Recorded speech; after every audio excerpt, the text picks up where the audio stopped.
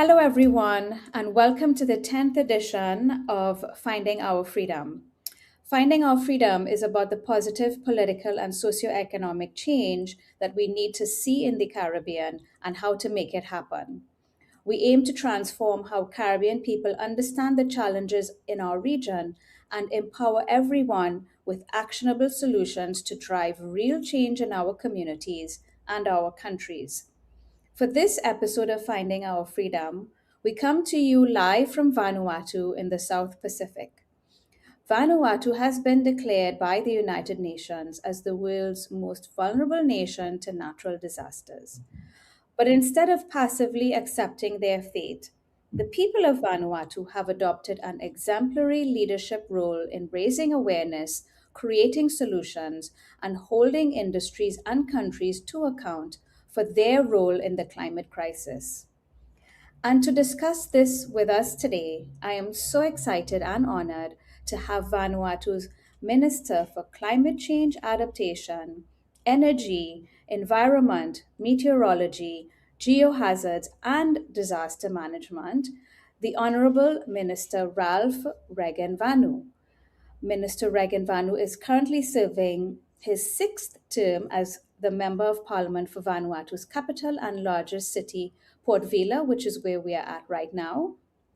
And as Vanuatu's foreign minister in 2019, Minister Ralph initiated Vanuatu's push for an International Court of Justice advisory opinion on climate obligations.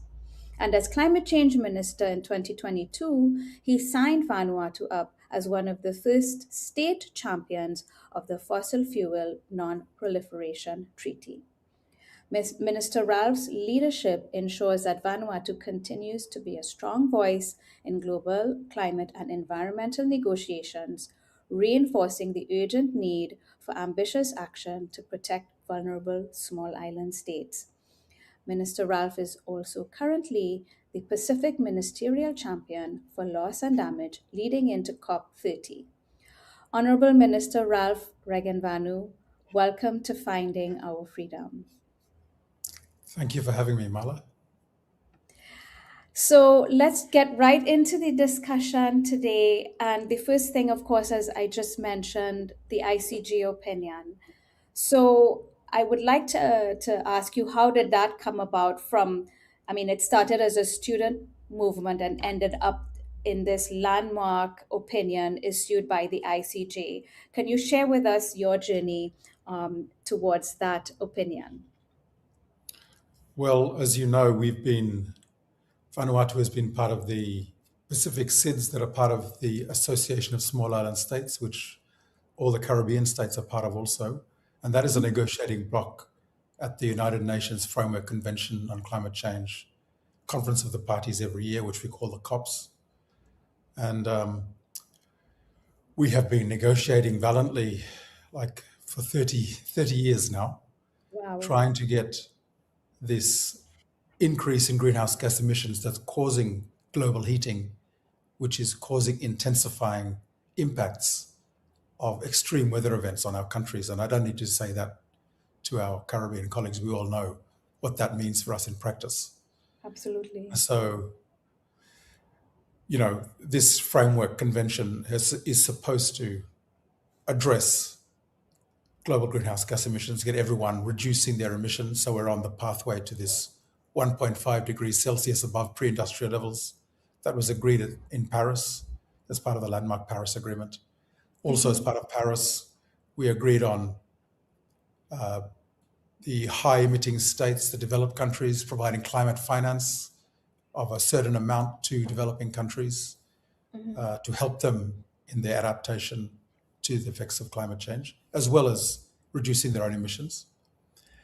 And colleagues in the Caribbean will know how frustrated we have been in not seeing states meet the obligations that they signed up to themselves. In Paris, it was all countries in the world, except perhaps the US, who all agreed to these actions. And yet here we are. Yes, and here we are, many, many years later, and we haven't seen those commitments to that level required. So the idea was to actually raise the question with the highest authority on international law in the world, which is the International Court of Justice, so that we can have a definitive statement about what state obligations are with respect to climate change, with respect to the commitments we have made, both under Paris, but maybe under other international law instruments. Does climate change become relevant under human rights instruments, for example, considering that our human rights are being fundamentally impinged by climate change? Our right to, a home, a safe home, a shelter, food. These are all things we know are challenged by climate change. And so the idea of getting an advisory opinion from the world's highest court, the highest authority on international law, which is the International Court of Justice, has been around in academia for many, many years. This is something that we should do to get clarity. Yes.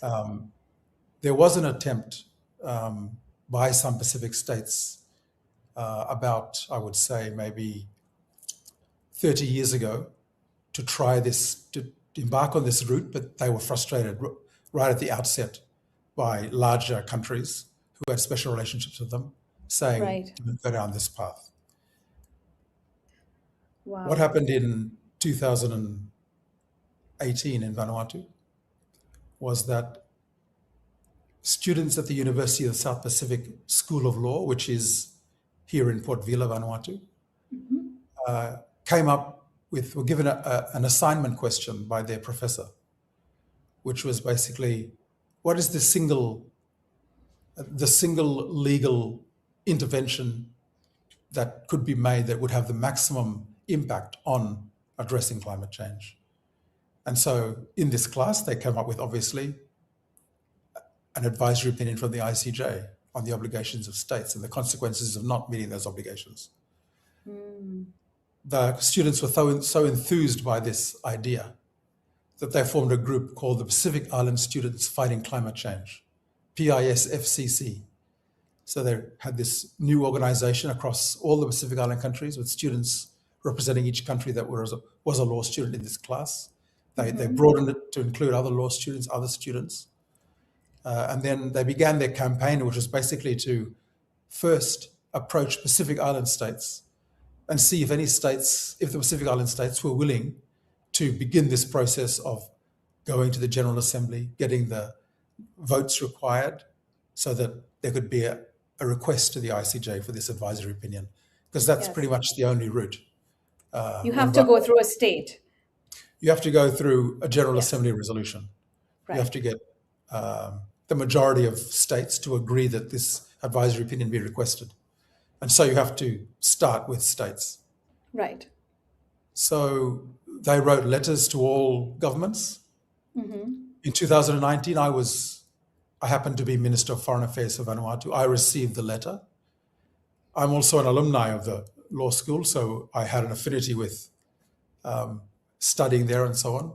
Yes. And I agreed to meet them. They were in Port Vila, so I agreed to meet them and talk about this proposal. And they came in and they were very convincing. And so as a foreign minister, I decided, well, let's see if we can do this. Let's try again. Right. So we took it to the Pacific Island Forum, which is the key regional political bloc of Pacific Island states, and got it through the foreign ministers meeting in July of 2019, and then got it to the Pacific Islands Forum later on that year, and then it started to go from there. The students actually formed international body, World's Youth for Climate Justice, and had youth in all countries of the world lobbying their governments to support this request for an advisory opinion.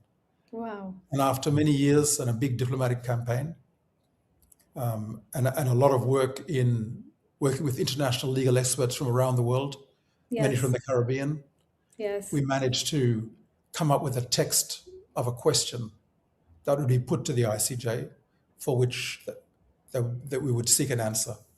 And that finally got to the floor of the General Assembly in March 2023. And at that time, it was the first time ever in history that a question was referred to the ICJ by consensus. There was no dissenting voices in the whole General Assembly. So that was historic. And it showed the support the young people had managed to build in their own countries for this. That's just such A beautiful story. I mean, it's given me goosebumps. It must be incredibly fulfilling, and it must be something that you and all of these students, you must be very, very proud of. Well, it's sort of, it's the archetypal, like the quintessential thing that shows that young people can make change, right? Because this Indeed. started right down with young people in a remote island in the Pacific and ended up with a General Assembly vote and then an ICJ advisory opinion. Phenomenal. And this is something we talk a lot about in the Caribbean. So, in terms of practicality, because of course this is an opinion, an advisory opinion, and the naysayers are quick to point out that it's not binding. But apart from that, which is, I suppose, a legal, technical feature of this opinion, what, in your view, has been the impact of this opinion being secured from the ICG? I think what's important about this opinion is that it removes ambiguity around what is the international law when it comes to state obligations to address climate change. There were many different views taken, and there was a general understanding that this was the case. But obviously, when we were in negotiations, when we are in negotiations with other countries, they perhaps will emphasize different things. They will not necessarily say, well, yeah, there's this, but there's this. So Hmm. this was the first time we actually, from the ICJ as the world's highest authority on international law, we got basically a crystallization of what the international law is when it comes Good. to state obligations on climate change. And because the advisory opinion was so strong, and because it was adopted by consensus of all the 8 judges, reflecting Hmm. 18 different countries. So there's 18 ICJ judges at the time, all unanimous and saying very strongly that there is obligations under international law, not only the Paris Agreement, not only the UNFCCC, but in fact the whole corpus of international law, ranging all the way back to, in fact, what the UN was set up for, the very UN Charter. There are duties there to address issues of climate change, which are basically pollution of the environment by states by emitting greenhouse gases, which cause the state to the globe to heat, which Yes. then affects the it makes it so that large numbers of people can no longer effectively enjoy their human rights, which the UN was set up to safeguard in the first place. Right. And and the self-determination of states to determine their own futures, how are they going to develop, what are they going to do for their citizens. As we know, in the small island developing states, the agency of states, governments, is severely curtailed by extreme weather events and sea level rise and this kind of thing. You can't actually do what a, a state made up of a politically self-determined group of people, for example, the people of Vanuatu who became independent in 1980, so we could set our own destiny. In Yeah. fact, large parts of our destiny are being determined by other states by their Yes. conduct in allowing excessive greenhouse gas emissions, which are causing all these extreme weather events and slow onset effects of climate change as well, which we are now spending a disproportionate amount of our time as a government having to deal with these problems that we didn't create. Right. Vanuatu contributes 0.0016% of greenhouse gas emissions. So in fact, we're a carbon sink. So we are Yes. doing our part, but it's others not doing their part, which is greatly undermining our ability to have a self-determined future. So just having that set in July last year by the court basically means when we now engage in negotiations, they're still difficult. They're still, we're poles apart on many issues, Hmm. but international law is clear. Yes. We now know what international law is, and we can argue on that basis. And there are certain arguments that have been made by other states in the past, which are no longer tenable and can't be made anymore. So Mm. that's important that we just have that line in the sand in terms of what you can talk about when it comes to international law and duties of states to protect their citizens, duties of other states to ensure that political self-determination means something and that the rights of states is respected. That's powerful. That really, I guess, elevates the whole conversation beyond us debating what certain things mean. Now we know what everything and what everybody's obligations are very clearly based on this opinion. So, are there any next steps or follow up action related to this opinion that you want to share with us that you all are undertaking? So the next step now is that there's two paths we're working on. One is to get a resolution at the General Assembly again in New York to basically recognize that the General Assembly requested an opinion. It's now been given. The General Assembly will accept and welcome that decision back and say, yes, we agree that we have requested this. This is the advisory opinion that's been given. We endorse it, and these are some of the ways we're going to operationalize it within the Okay. UN system. And so we started working on that resolution almost immediately after the advisory opinion was handed down. And it is now in negotiation in New York. We've been through two sets of negotiations already.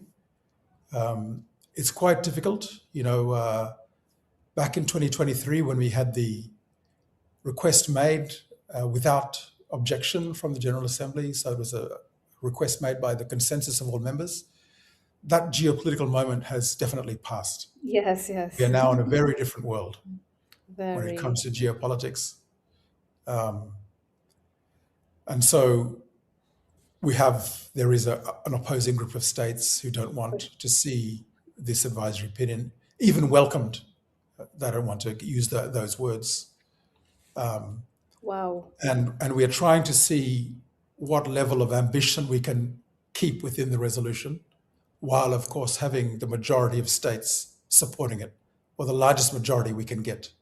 Right. So it's been a quite intense negotiation process, but the objective is to have the General Assembly resolution, which adopts the advisory opinion, key elements of it, and then provides a pathway to see it continue to be something which the UN refers to Yes. in some sort of operational way into the future.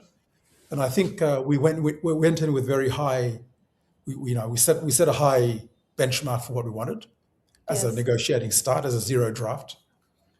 And we were fortunate to be supported by a core group of states who've been working with Vanuatu in drafting the resolution, similar to what we did with the resolution, similar to the question we were asking back in Right. 2023. We have now put together another group of states, including states from all regions of the world. So they've been working with us and then going into negotiations. We've gone into two sets of negotiations. And we hope that by the end of April 2026, this resolution will have been voted on the floor and it would have got through by a good majority. We don't expect, of course, anything like a unanimous vote anymore with the way the world has been polarized lately. Yes. But we're hoping for, a two-thirds support would be good. And one of the key things we want out of it is it's a very low bar now, but a Secretary General's report annually Okay. about how the advisory opinion is being operationalized, where there are examples of it being put into practice and being implemented by states, where there are opportunities, so that it's constantly something on the agenda of the Office of the Secretary General of the United Nations, that we can continue to have it there as something that we refer to and can interact with. But it also provides us a step where we can actually do more later if we want to, Right. if there's a better geopolitical environment in the future. Right. Because hopefully it won't always be the way it is now. Right. Hopefully Yes, things will change. So it means then that this is now a live sort of agenda item on the Secretary General's yes, say work plan. Okay. that's Okay. the But that objective. Yeah. that's powerful, and I guess that would make a big difference. Um, but, we talked about extreme weather events, and an extreme can have different meanings and interpretations. And I just wanted to highlight that in my country, in Trinidad and Tobago, just last week, we recorded the lowest temperature ever.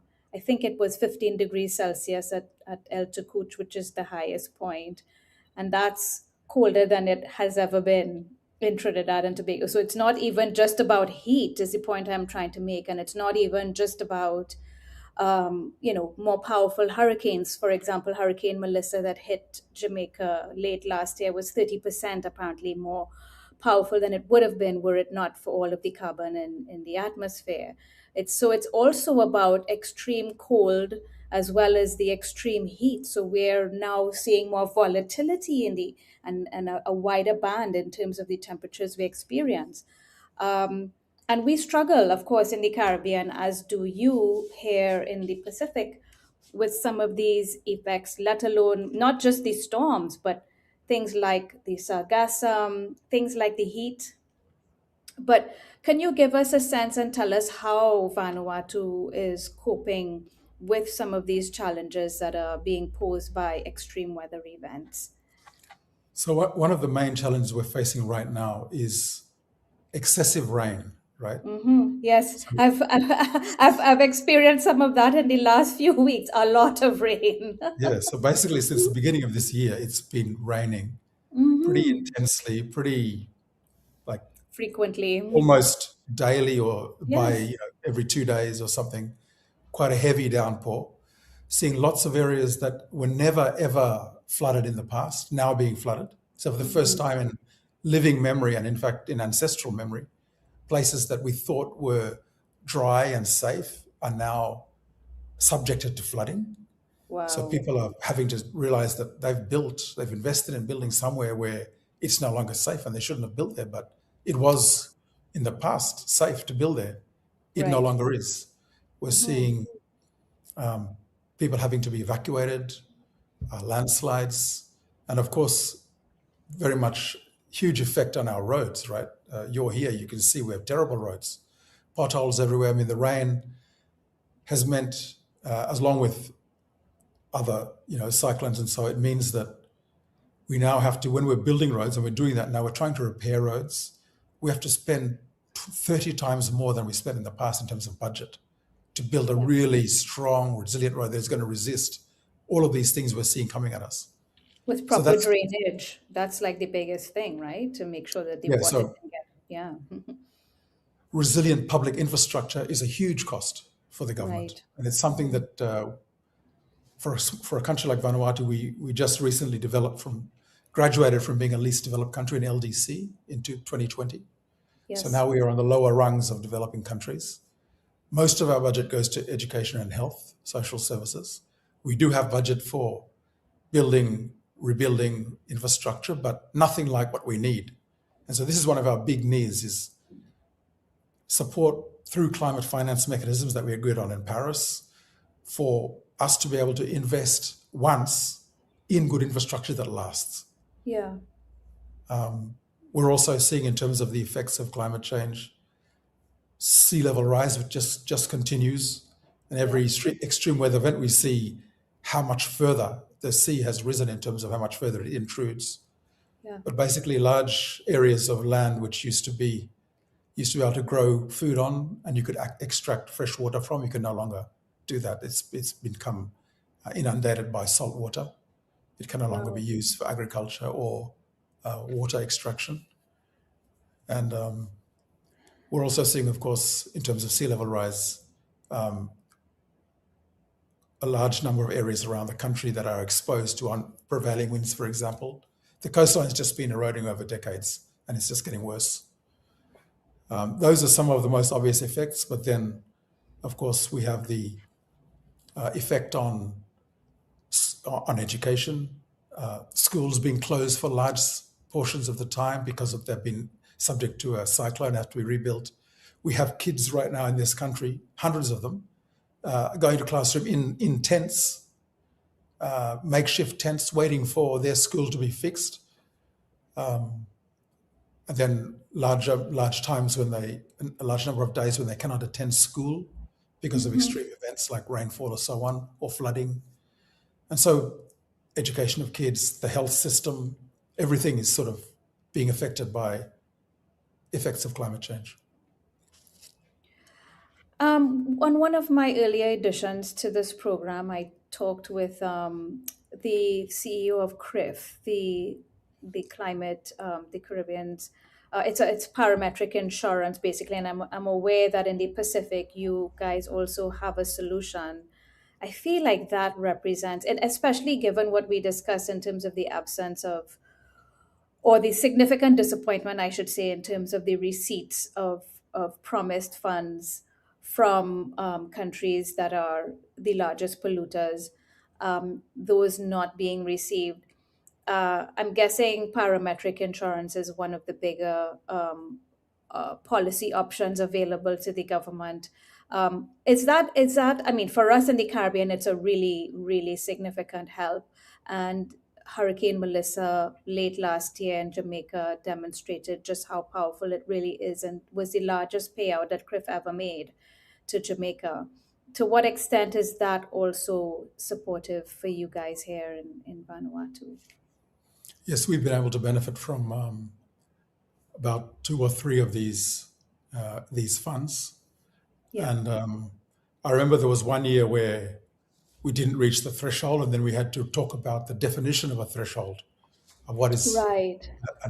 an impactful event, right? Because What will trigger a payout?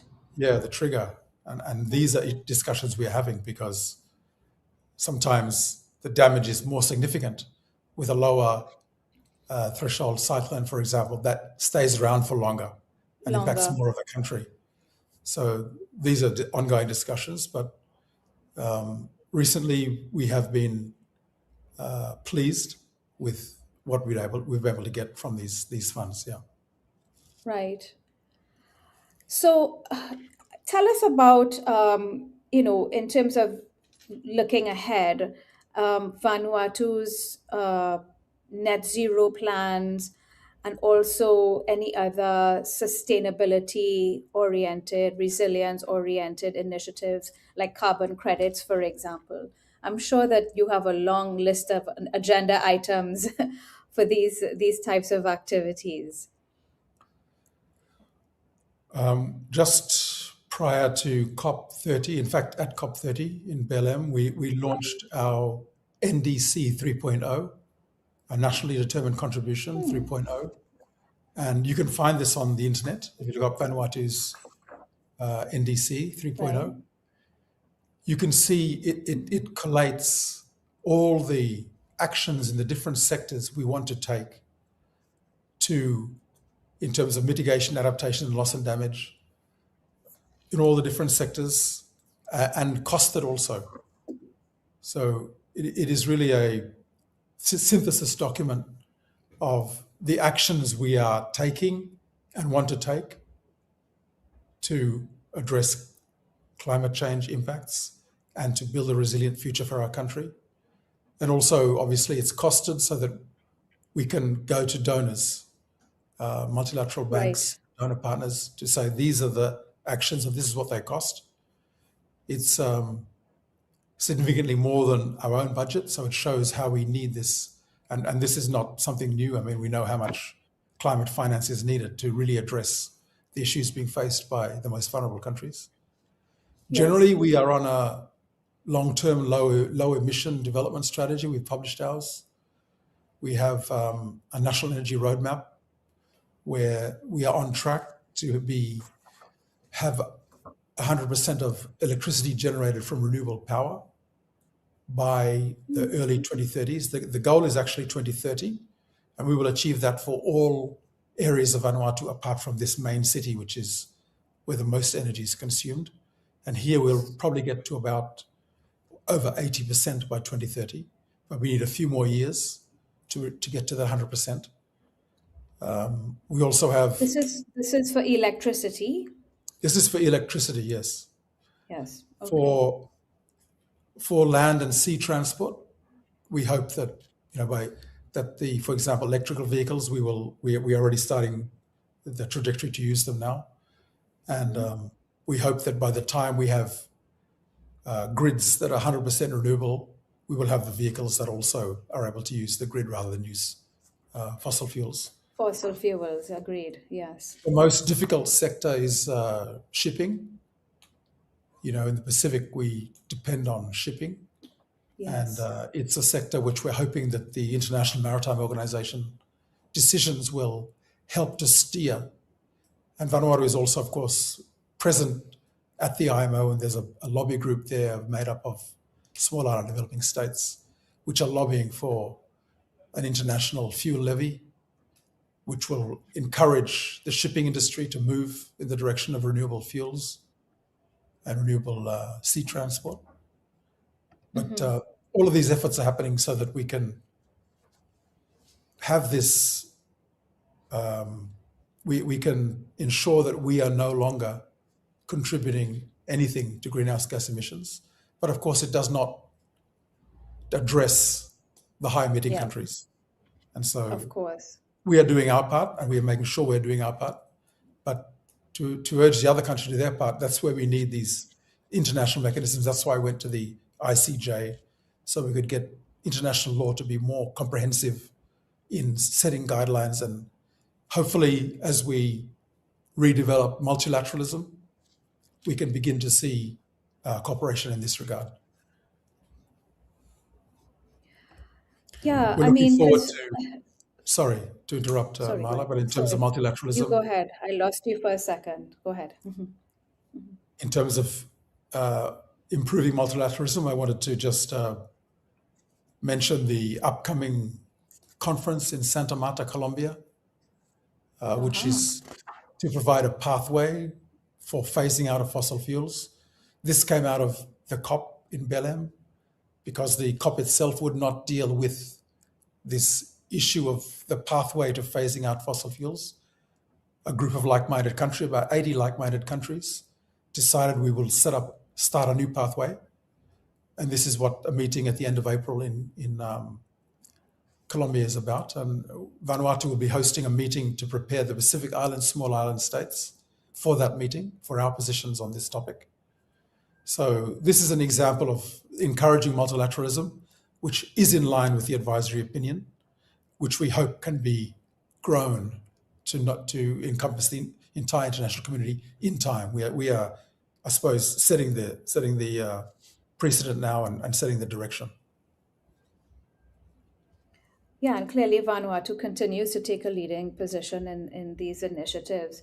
But I just want to go back to your point on, and congratulations on these goals of 100% renewable energy by 2030, at least for electricity purposes. We in the Caribbean, we have similar targets. Various countries have articulated, 100% renewable or net zero by certain dates. For us, the problem is not just about the emissions, but it's also about the fact that for most of us in the Caribbean, we are importing 100% of our fuel needs, which has to be shipped in terms of the gasoline and diesel and so on. And then, of course, with the kind of environment we have in terms of global commodity prices right now, based on what's happening in the Middle East, this then also has an inflationary impact.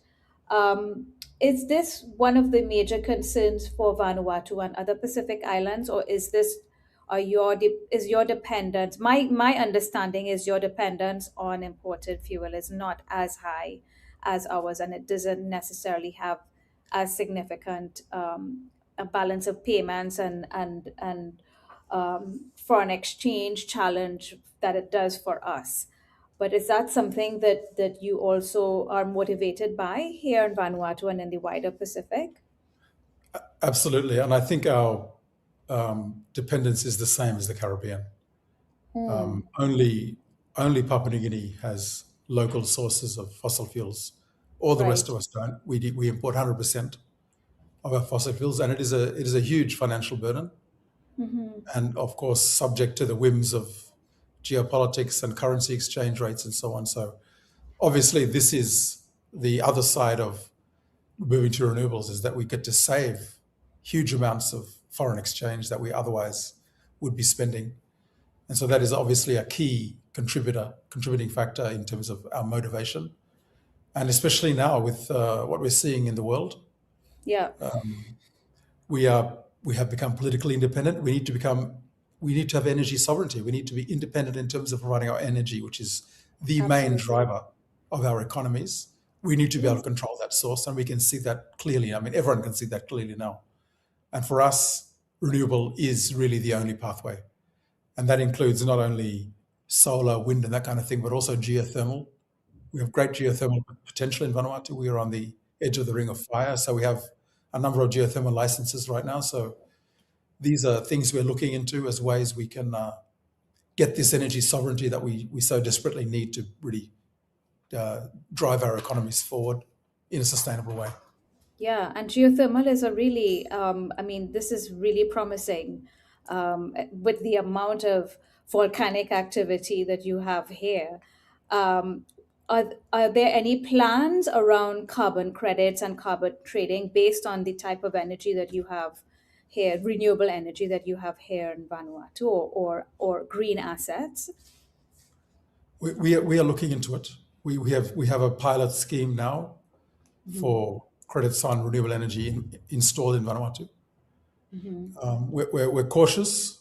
We recognize that there are the market is not mature enough, or there's not enough integrity in the market right now that we can see for a small country like Vanuatu to participate. But we are definitely looking at it, and we've got our national carbon market framework in a policy passed, which sets out our policy directions for how we're going to engage in this market. And we have pilot projects both in renewable energy installation, but also in nature credits. Nature credits. Okay, that's interesting. I'll look into that. Well, I think that brings me to the end of my questions for you, Minister Regenvanu. Thank you so much. I can't thank you enough for spending the time and being available to share all of this information. I also want to again congratulate you and the hard work that you and the people of Vanuatu and all of these students and everybody who has been involved in bringing this landmark question to the ICJ. This has been, you've really taken a huge step for humanity forward. I appreciate that, and I congratulate your efforts, and I thank you sincerely for being part of this discussion here today. Thank you very, very, very much. Thank you so much, Marla. It's a pleasure, and I look forward to seeing the solidarity among our regions grow as we work towards our common goals. Thank you very much. Thank you. I'm working hard on that too. So, more to come. Thank you so much, Minister. Take care. Have a good afternoon.